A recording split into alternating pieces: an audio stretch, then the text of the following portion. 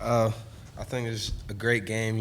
North Texas, that's a good team, and we just knew that we wanted more, I guess. I credit these seniors, Jeremy, A.K., Edgar, A., and they played a great game, and glad to be a winner. You next, sir. Yeah, so I just want to give so much credit to just our defensive staff from being a defensive player, Coach Bateman and my personal coach, Coach Corliss. They did a phenomenal job play calling and making corrections on the fly. North Texas got a great team, a lot of great athletes out there, and they're a tough offense to go against. So I just want to commend our coaches for doing such a great job. Sir. It was a great opportunity playing down here, especially against a team like North Texas. It was a great, hard-fought game. But in the end, the tougher team wins, and that's all our coaches preach, is be the tougher team, going into overtime and everything. It was a hard-fought game, like I said, and, we pulled it out. I just want to start by thanking my coaches in North Texas. They were a great team. It was a great battle, and I'm glad we were victorious. I just want to say that I love everyone on this panel, everyone in that locker room, everyone in this program. I want to give a special thanks to Coach Monken. He's helped a lot of the guys in ways that you couldn't even imagine, and it goes beyond just football.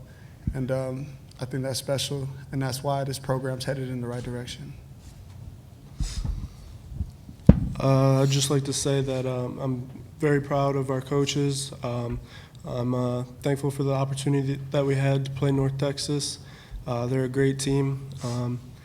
Kind of like Elijah Riley said, comes down to toughness, and Coach Monken always preaches black flag mentality, and that's what came down to. Black flag mentality is just fight to the death. We're not going to quit. We're never going to give up. So, and I think everybody on this team takes it to heart, and I love everybody in that locker room and on this panel with me. Okay, it's open up for questions. And again, state your name and outlet and which player you're talking to. Ahmad, Steve Hable from Sports Exchange. Talk to us about that last fourth down in overtime. I mean, was there any doubt about you guys going for it right there? No, sir. It was just like one of our goals is to not flinch and, believe no matter what. And a lot of people say it was a questionable call, kick the field goal or just get points. And our coach made a great call, and we were determined that we were going to get it in. Right here. Right here in the front row. Yeah, Jordan, could you just talk about that play? I mean, you ended up scoring the game-winning touchdown, what you saw on it, and feeling of, taking it in at that point. I just knew it was 4th down and 3, and that this was the game. Like, if we didn't get in this play, that we might lose the game. So I just knew that it was going to take my everything, and I have to give everything I got to get in that end zone. And then I had great blocks on the perimeter from my fellow slot, Tyler Campbell, and then O-line did a phenomenal job handling their blocks inside, and I was able to get in the end zone. Yes. Question here. Patrick Casey with the Denver Record Chronicle. Ahmed, you obviously had a good game, and you guys went to overtime, so it was close. But can you guys, was there any momentum taken from y'all's crucial game against Navy? And you sit here feeling like you're sitting here because of that performance, or how do you feel about it? I mean, we know that every game is going to be the next game is going to get bigger. So there was no momentum change. I would say that we knew we were going to have to control our emotions coming into this game, and it was a big game, just like every other game, and we did that well. Okay, right up here. Okay, right back. Mike Lovell, last word on collegefootball.com. Jeremy, 15 total tackles on 67 total plays. Can you talk about what enabled that? Was there a scheme against their scheme, a mismatch? What led to 15 tackles? I mean, I just got to give it all to my D-line. I mean, our defense has they're the unsung heroes, really, of our defense. They take up so many blocks for me, and it allows me to run free at some angles and make some great plays. And just got to give credit to, Jordan Smith, he plays right in front of me, and he did an awesome job. And John Boyd on the other side with Andrew McLean in the middle. Phenomenal players, and they were pretty much enabling me. I did it because of them. Ken Kreitzer, Sons of the American Legion Radio. Elijah Riley, you made the 2 interceptions that stopped North Texas tries at crucial junctions. Both plays, it looked like you stepped in front of the intended receiver and you had some backup behind you. Just tell us about those plays and what made them work. Defensive coaches always talking about keeping your eyes on the key. That played a big part in it. Coach Bateman draws up great defensive schemes, so he put me in a great spot, to make the big plays. Our defensive line definitely is credited to that by rushing the quarterback, getting on him to make a bad pass, and on the trick play that they got the running back to throw the ball. Same thing, linebackers, defensive line did a great job of getting to the thrower. Next question, right over here. Hey guys, Jeff Wilson with the Star Telegram. For the underclassmen, how does this season and maybe even this game boost you building into next year or down the road? And then for the seniors, what kind of foundation do you think this season has laid for future seasons? Okay. Seeing our seniors, our upperclassmen, do an amazing job leading us. Going forward, we know that we have some big shoes to fill. There's a light at the end of the tunnel. There's big things coming our way in these next few years. Question. Darnell, this is Patrick Hayes with the Denver Chronicle. Can you just tell me, obviously we were just talking about there are no offensive linemen up here, so sometimes I don't get the credit. Just tell me what you're seeing behind them and tell me about maybe some of the patience you exhibited today. Yeah, like you said, the offensive line doesn't get enough credit at all. And everything that we do on the offense, we put on the offensive line's shoulders, and they did a great job today. They push the defensive line back, give us plenty of time and room to make our reads and cuts that we have to. Ahmad also did a great job making his reads, which always helps out. And honestly, you don't really have to be that patient because our offensive line is so good. Honestly, they are quick off the ball, they stay low, and just penetrate the defense, so that helps out a lot. Next question, right here. Right here. Just ask Ahmad about you were able to really manage the ball well today and avoid any turnovers. What was different today from midseason that you were able to manage the ball so well today? One of our biggest goals in our offense is, our number one goal is to not turn the ball over. So, we knew that we did that last game. We had 7 turnovers, and we knew coming into this game that was going to be our biggest, thing that we focused on. And that's all it took, focus and a lack of, good effort. Any other questions for the players? Yes. Last question right here. Let's ask, 2 more. I'll just ask Jeremy, if you could just talk about your players up front, your defensive line who played today, and the efforts they made on D. Yeah, I mean, these games are often won by who's more physical in the trenches. And, we only have 3 down linemen, so it definitely puts a lot on their shoulders. And they just did an awesome job just fighting, taking on double teams, and just keeping up with their offense. And they, like I said earlier, they just enabled the guys in the back to do it. They're our real, workhorses up front. They do an awesome job. Question?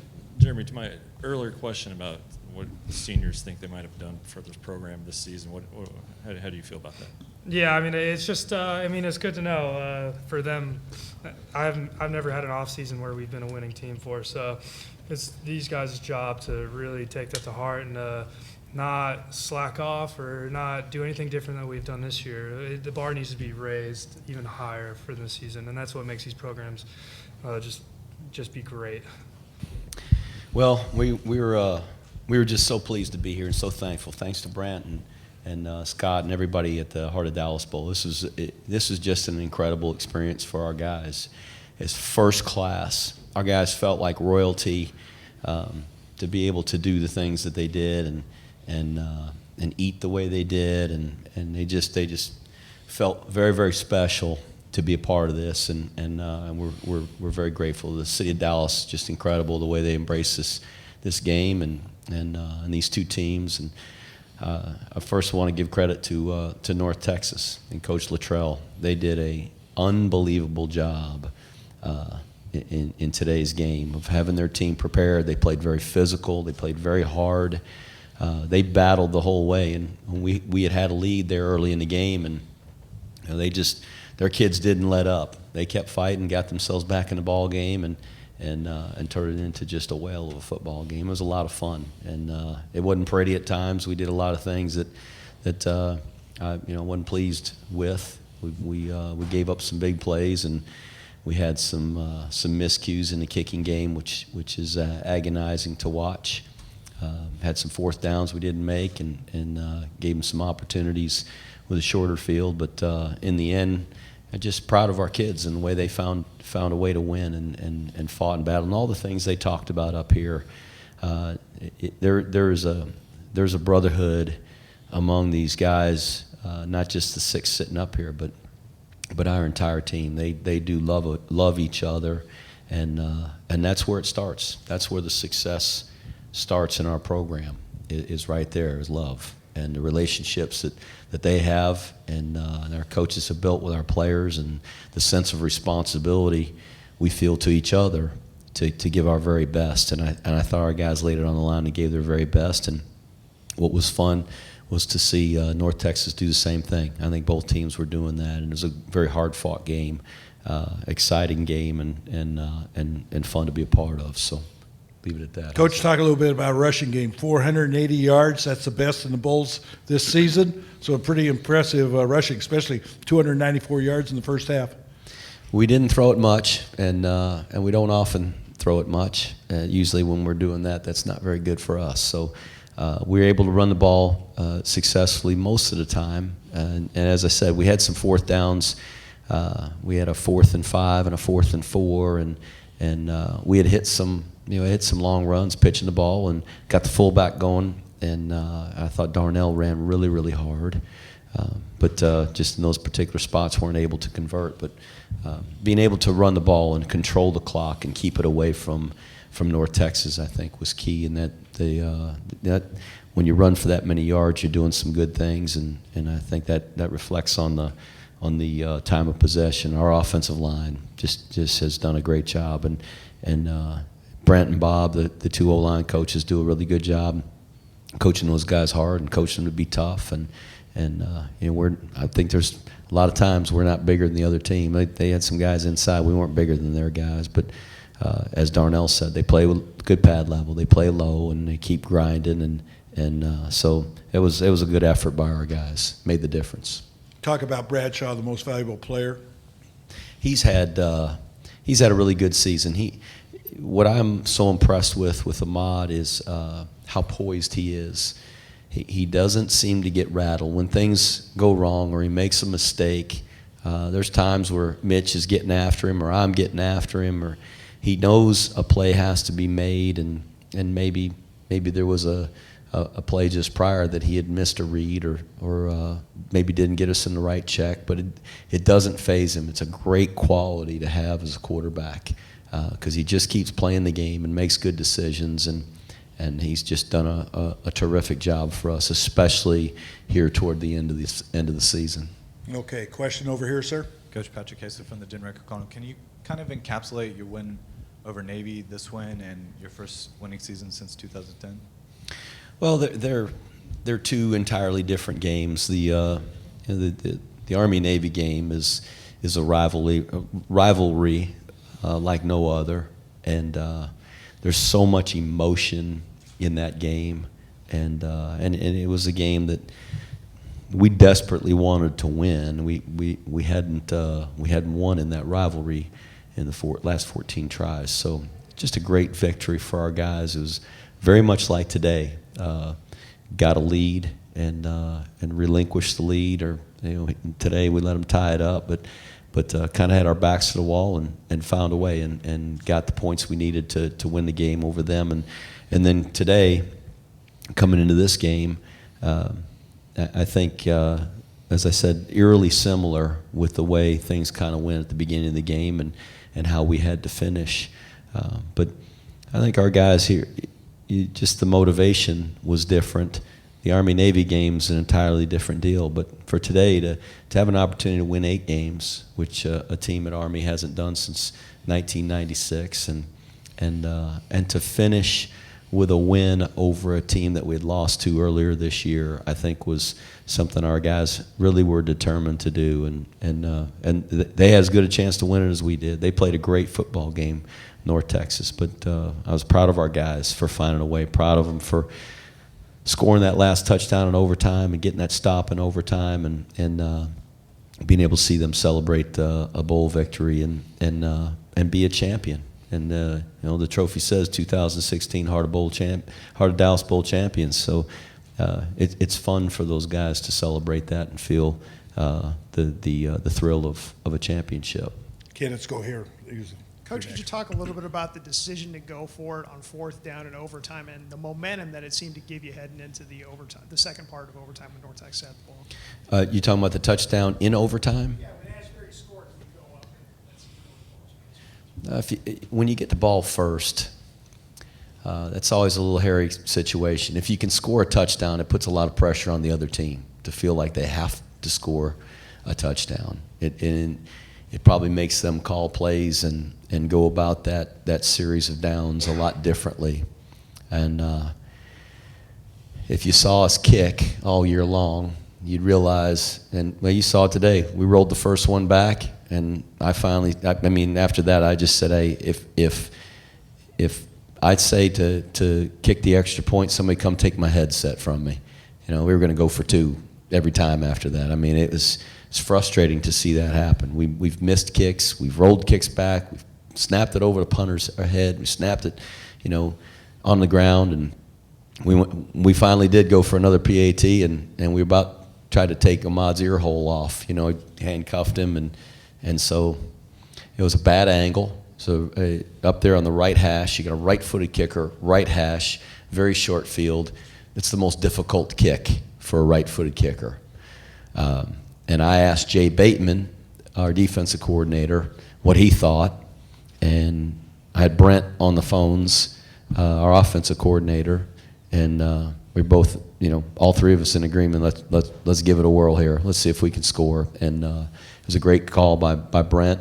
We'd run the toss play a couple of times in the game. There were times where we hit it and got some positive yards. There was a couple of times they fought through us and didn't. So we were rolling the dice there, but proud of our guys and proud of the execution they had and the confidence they had to get out there and knock that thing in.